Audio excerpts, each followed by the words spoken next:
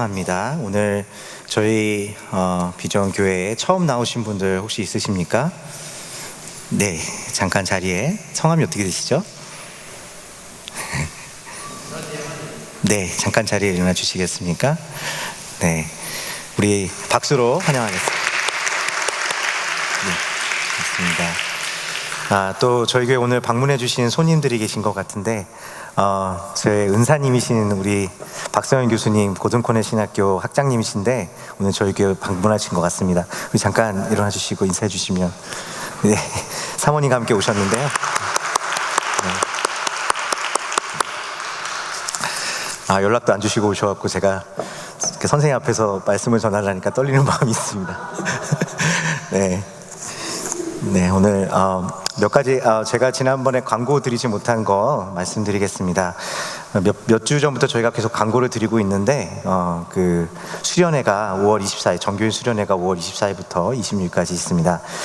이미 마음의 결정을 하신 분도 계시고 아직 결정을 하지 못하신 분도 계신 줄 있습니다. 이 수련회를 통해서 특별히 너무 귀한 강사님들 오시고 함께 너무나 귀한 교제와 또 마음을 나누게 될 터인데 여러분들 어려우시더라도 기도하시는 마음으로 이 시간을 비워두시고 함께 참여해 주시면 좋겠습니다. 말씀 전하기 전에 같이 기도하겠습니다. 하나님 감사합니다. 저희 오늘도 이 말씀으로 주님 앞에 같이 나누기를 원합니다. 주님, 이 시간에 이 말씀 가운데 하나님을 만나는 시간 되게 하여 주시고 아버지 하나님께서 우리의 아버지 되심과 또한 주님 되심이 충만하게 드러날 수 있는 시간 되게 하여 주시옵소서. 아버지 하나님, 연약한 자가 말씀을 들고 섰사오니 주님께서 지켜주시고 말씀을 듣는 자나 말씀을 전하는 자 모두가 주님을 예배하는 시간 되게 하여 주시옵소서. 예수님의 이름으로 기도하였습니다. 아멘. 네, 저희 지금 마가복음 오늘로 6번째 시간을 맡고 있습니다. 오늘 말씀의 제목은 원하시면 이란 제목으로 마가복음 6번째 시간으로 함께 말씀을 나누기 원합니다. 오늘 말씀에는 두 가지 예수님의 치유 사건이 등장하고 있습니다. 1장 40절에서 45절에는 예수님께서 갈릴리의 작은 동네들을 다니시면서 전도하시고 귀신을 내어 쫓으셨을 때 소문을 듣고 찾아온 한 나병 환자를 고치신 사건이 기록되어 있습니다. 그리고 이어지는 2장에서는 가버나움의 집에 계실 때에 움직일 수 없어서 네 사람에게 메워져서 예수님 앞에 오게 된 한 중풍병자를 고치시는 장면이 기록되어 있는 것을 보게 됩니다. 예수님에게 치유를 받은 이 두 사람에 대한 이야기는 마가뿐만이 아니라 마태도 그리고 누가도 복음서에 함께 기록하고 있는 것을 볼 수가 있죠. 그 배경과 시간은 다르더라도 마가가 그러했듯 언제나 이 두 사건은 항상 함께 쌍을 이루어 기록되어 있는 것을 볼 수가 있습니다. 아마도 이 두 이야기가 서로 연결되어서 우리에게 전해주고자 하는 메시지가 있기 때문이 아닐까 생각하게 됩니다. 오늘 먼저 우리가 살펴볼 것은 나병에서 고침을 받았던 한 사람의 이야기입니다. 예수님께서 갈릴리에서 구석구석을 다니시며 복음을 전하셨고 귀신을 내어 쫓으시자 한 나병 환자가 그 소문을 듣고 예수께 나오게 됩니다. 성경에서 나병이라고 이름 붙여진 이 병은 본래 굉장히 광범위한 병을 지칭하는 것이었습니다. 소위 한센병이라고 불리는 특정한 병을 지칭하는 것이 아니라 소위 불치병으로 여겨진 피부의 증상을 가진 병들을 말하는 것이었습니다. 많은 학자들이 여전히 이 병이 말하는 바가 무엇인지에 대해서 연구해봤지만 아직도 정확히 성경에서 이야기하는 이 병이 무엇인지에 대해 답을 내어놓지는 못하고 있습니다. 그러나 우리에게 있어서 이 병이 무엇인지를 밝히는 것보다 여기서 주목해야 할 것은 말씀이 이 병을 다루고 있는 방식일 것입니다. 레위기 15장에서 17장에 기록된 말씀에 따르면 이 병의 특징은 그 병이 들린 자는 그들은 가족과 사랑하는 사람들로부터 격리되어야 했었습니다. 고립되어져서 길거리에 다닐 때에도 부정하다 외쳐서 사람들 간의 접촉을 피해야만 했습니다. 두 번째로 성경에서 이 병을 다룰 때에는 이 병은 오직 하나님만이 고칠 수 있는 병으로 여겨졌다는 것입니다. 출애굽기 4장에 보면 여호와께서 모세를 부르실 때 그 손을 내 옷 속에 넣어보라고 말씀하시는 장면이 나옵니다. 그가 옷품 안에서 손을 넣었다가 꺼내자 그의 손이 하얗게 나병이 발했다고 기록되어 있습니다. 그리고 다시 하나님께서 그의 손을 다시 넣으라고 모세에게 명령하셨을 때 그가 손을 넣었다가 빼었더니 그 손이 다시 깨끗해졌다라고 말씀을 기록하고 있는 것이죠. 열왕기하 5장에 가면 아람 군대 장관이었던 나아반이 이 병을 앓았던 것으로 기록되어 있습니다. 그는 모든 것을 가진 당시 근동 지역의 패자였던 그 아람의 장군이었고, 그 말씀에 보았을 때 아람 왕조차도 그에게 함부로 할 수 없었다는 사실을 볼 수가 있었지만, 그러한 장군임에도 불구하고 그는 자신의 몸에 든 그 나병만은 치유할 수 없는 모습으로 나오고 있습니다. 그에게 있어서는 어쩌면 자신의 권력 아래에 있었던 피정복 국가였던 이스라엘의 선지자 엘리야에게 그 이스라엘의 하나님만이 그를 깨끗게 하셨다는 이 하나님의 주권을 경험하게 되는 순간이 바로 그 사람이 나병에서 낫게 되는 순간이 아닐까 생각하게 됩니다.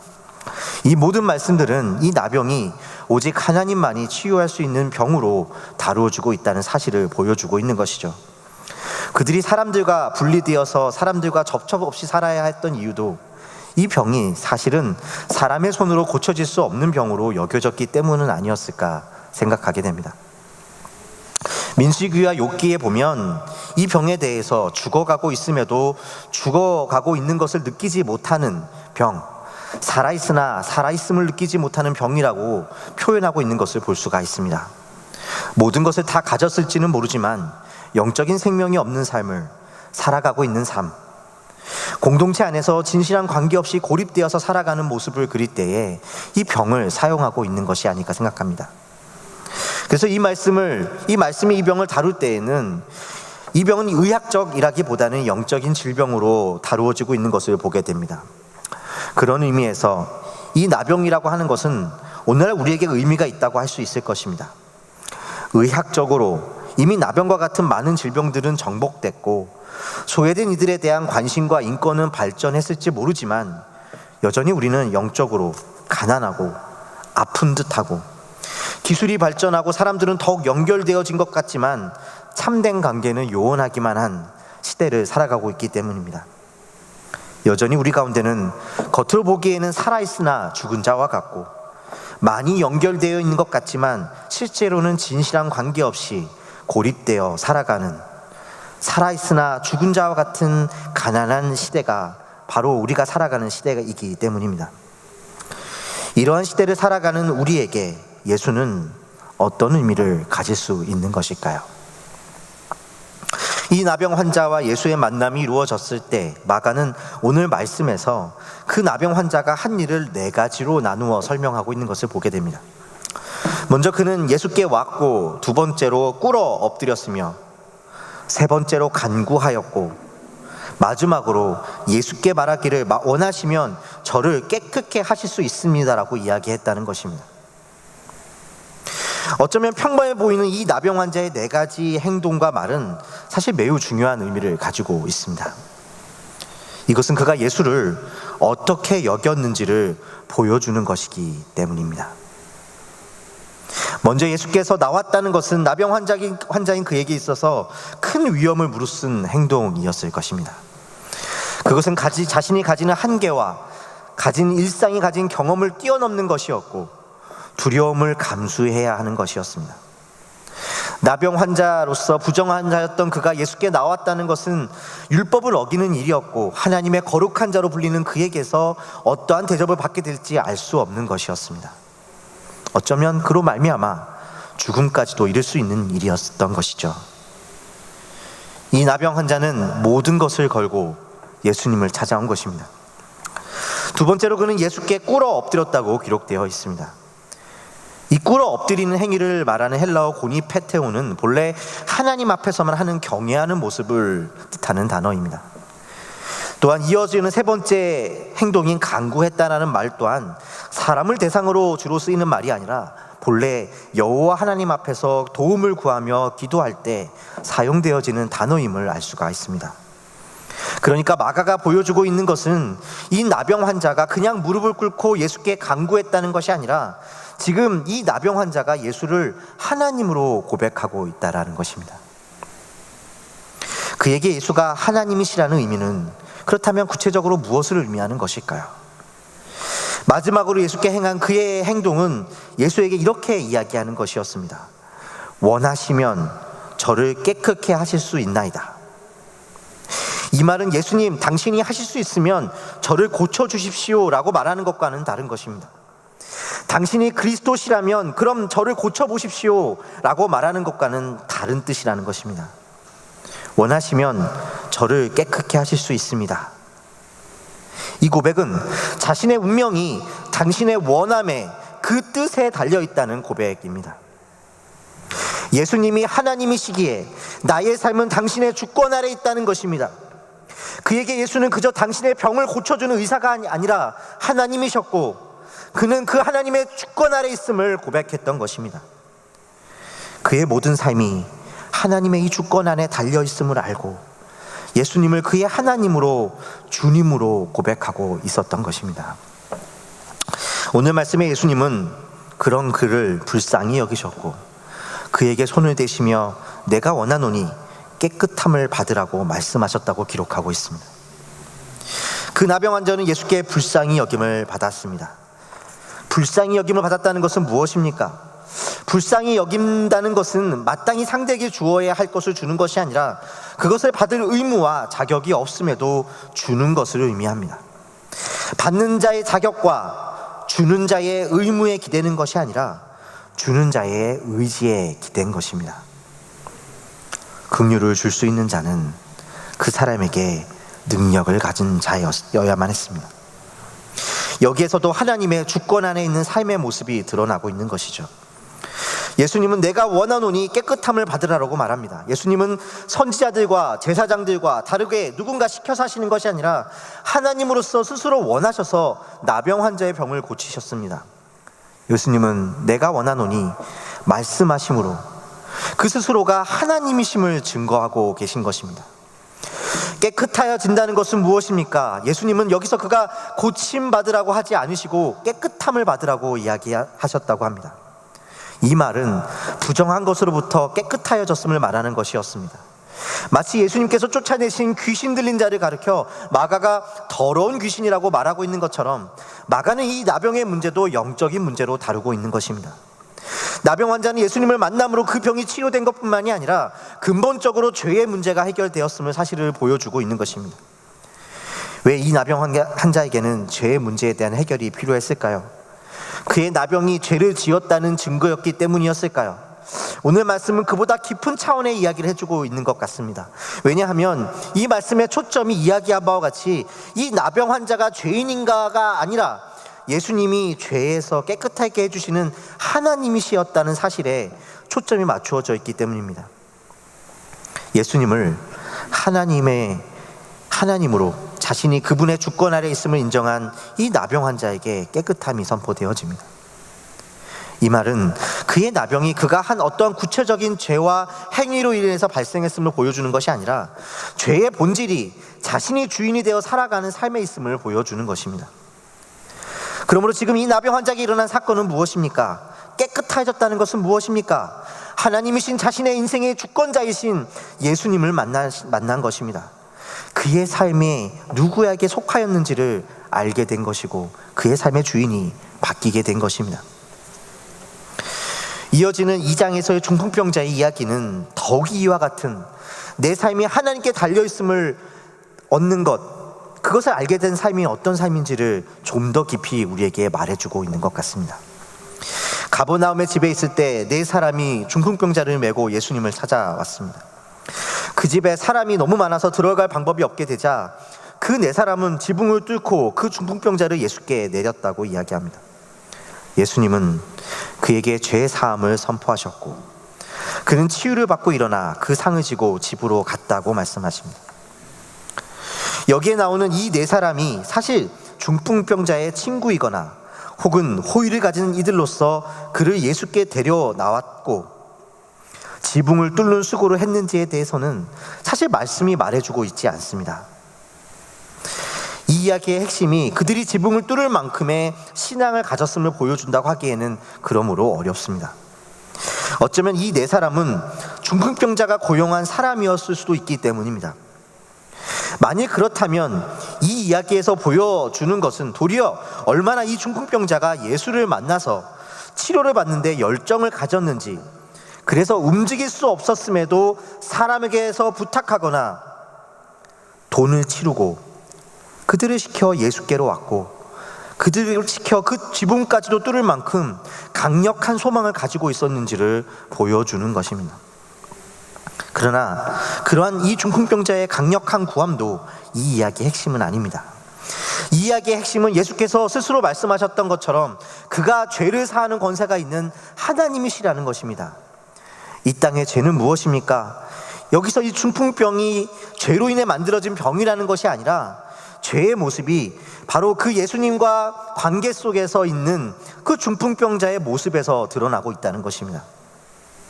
네 사람에 이끌려 지붕 위에 내려진 이 중풍병자를 보고 예수님은 소자야 부르십니다.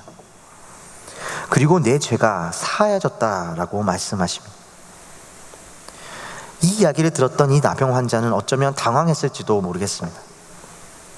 그가 듣고 싶었던 이야기는 그 병이 낫게 될 것이다, 일어나 걸어라 말씀하셔야 하는 것이었기 때문입니다. 그런데 예수님은 내 죄가 사하여졌다라고 말씀하십니다. 이 이야기는 예수님께서 그를 사랑스러운 말투로 얘야 부르시고 내 죄가 사하여졌다는 말씀으로 맺혀지고 있습니다. 어째서였을까요? 팀 켈러 목사님은 그의 책에서 이 부분에 대해서 예수님은 어쩌면 중풍병자의 마음을 아시고 그렇게 말씀하셨을 것이라고 말합니다. 예수님의 말씀은 그 중풍병자의 중풍병이 죄로 인한 것이기 때문이었기 때문에 말하는 것이 아니라 그의 마음속에 이 마음을 이야기하고 계신다는 것이죠. 너는 아마 지금 이 문제가 해결되면 모든 것이 다 해결되고 다시는 불행하지 않을 것이라고 생각할지도 모른다. 내 병이 나아서 걷게 되면 나는 다시는 불평이나 불만을 하지 않을 것이야 말할지도 모른다. 그러나 작은 자야, 소자야, 너는 틀렸단다. 너는 지금 당장 흥분하겠지만 혹은 몇 달은 더 가겠지만 너는 다시 불행하다고 말할 것이다. 너에게는 더 근본적인 해결이 필요하다. 죄는 무엇입니까? 내 삶이 하나님께 달려있다는 것이 아니라 성취에 달려있다는 태도입니다. 하나님을 떠난 인간의 모습이 이렇게 극적으로 나타나는 것입니다. 이 문제만 해결되면 내 삶이 해결될 것이라고 믿는 거기에 죄의 모습이 있다는 것입니다.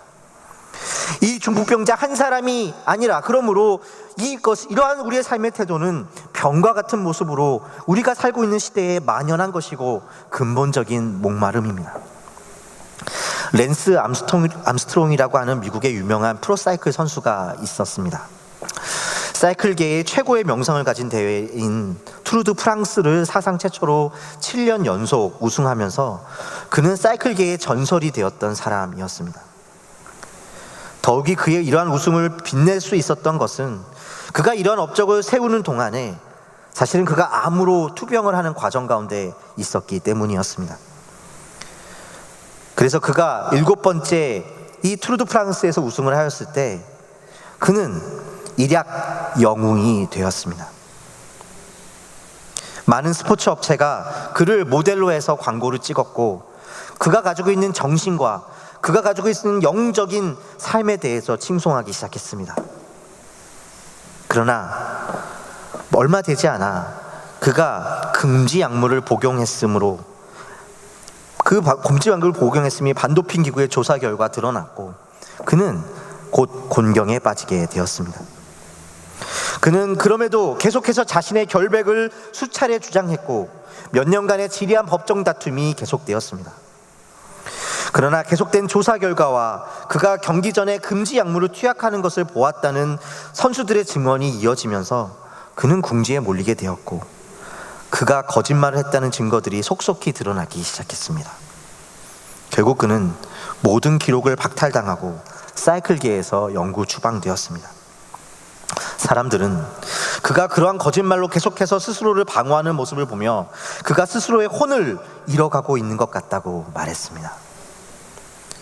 우리 모두는 비록 이와 같은 유명한 연예인이거나 운동선수는 아닐지라도 이와 같은 태도 속에서 살아가는 시대를 살고 있습니다.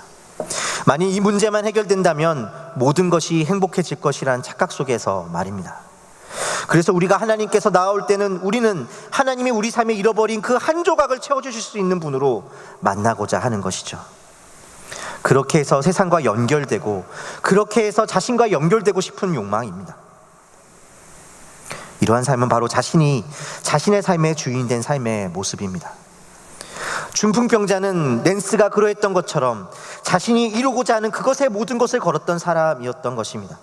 내 삶이 하나님께 달려있는 것이 아니라 성취에 달려있고 내가 원하는 것을 이루는 것에 달려있다고 믿는 삶의 모습입니다.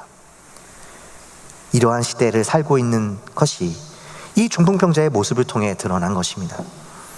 예수님은 이것을 예수님을 비판한 이 바리새인들에게 말씀하신 것처럼 더 쉬운 일이라고 말씀하십니다. 그러나 그럼에도 불구하고 그것은 그의 삶의 이 땅의 문제에, 우리가 갖고 있는 이 시대의 궁극적인 답이 될 수 없고, 도리어 그것을 지키기 위해 자신만저 팔아버릴 수 있는 위험한 가운데 우리를 내어모는 것입니다.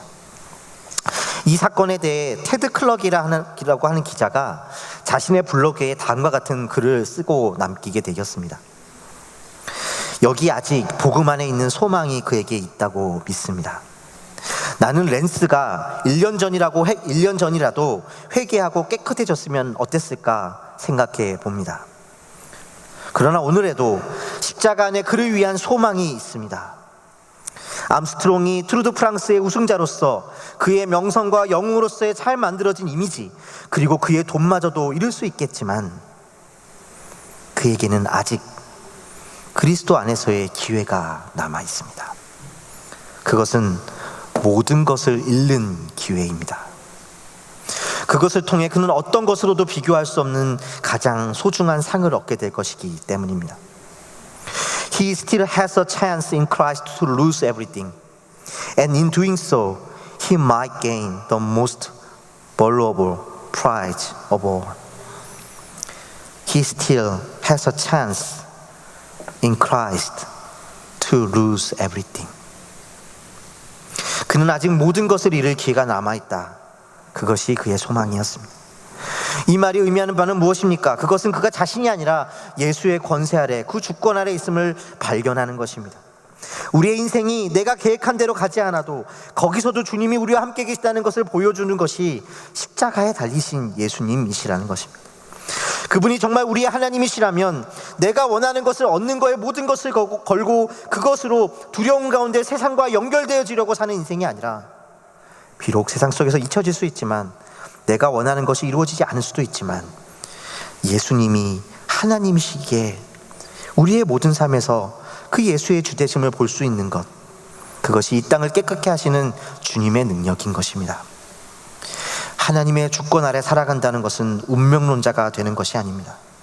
도리어 우리 삶의 두려움 그 가운데 살지 아니하고 이 땅의 모든 질병 가운데 자신을 섬기며 자신의 성취를 위해 살아가라고 외치는 그 질병 가운데 있는, 그것으로 세상과 연결되라고 외치는 이 질병 가운데 있는 우리로 두려워하지 말라고 말씀하고 계신 것입니다. 오늘 나병 환자의 이야기를 보면 그는 자신이 이제 사람들 가운데 들어갈 자격을 얻었다는 것을 공식적으로 확인해 줄 수 있는 권위가 있었던 제사장을 찾아가지 않는 것을 보게 됩니다. 예수님을 전하러 다니기 시작합니다. 이것이 무엇을 말해주고 있는 것입니까?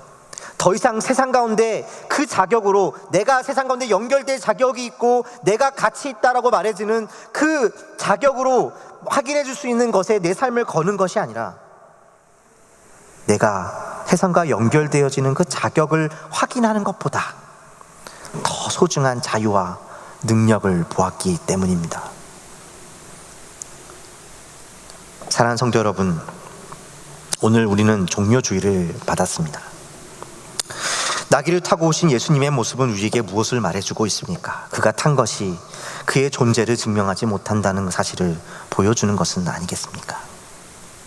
우리의 왕이시고 하나님이신 예수가 타신 것은 개선장군의 로마의 황제의 말은 아니었고, 지금 호산나 외치는 그들이 곧 예수를 십자가에 못 박으라고 외치는 자들인 만큼 믿을 만한 자들도 아니었지만, 그것이 예수님의 존귀함과 그분의 신분을 말해주고 있지는 못했습니다. 유명인들과 사람들의 칭송을 받는 이들은 그것을 유지하기 위해 모든 것을 바치고 두려워하지만 우리 주님은 그러하지 않으셨습니다. 그렇게 하나님이시고 그렇게 하나님의 아들이심을 드러내셨습니다. 주님은 그들에게 의탁하지 않으시는 길을 걸으셨고 십자가에 달리셨습니다. 호산나 외치는 그들은 그들의 문제를 해결해 줄 수 있는 로마와 황제 같은 왕을 구하였을지는 모르지만, 세상은 문제 해결을 해주시는 영웅으로서의 왕을 구하는 질병 가운데 있을지 모르지만, 세상이 진심으로 필요한 것은 십자가에 달리신 주님이십니다. 거기에서 우리는 이 세상의 질병, 곧 너희의 성취로 연결되라고 외치는 그 질병에서 사함을 받고 은혜를 따르는 삶, 하나님의 주권 안에 있는 삶을 살아갈 수 있기 때문입니다. 주님은 그 칭송 속에서도, 그리고 이어지는 배신의 소리 속에서도 하나님이 그와 함께 하심을 보았습니다. 그 하나님의 아들로서 살아가는 삶을 우리에게 보이셨고 우리를 초대하고 계십니다. 사랑하는 성도 여러분, 주님이 우리의 주권자 되십니다. 여러분의 삶이 예수님께 속하였습니다. 그러니 주님께 나아가십시다. 함께 기도하시겠습니다. 사랑의 하나님, 이 시간 우리가 간절히 구하는 것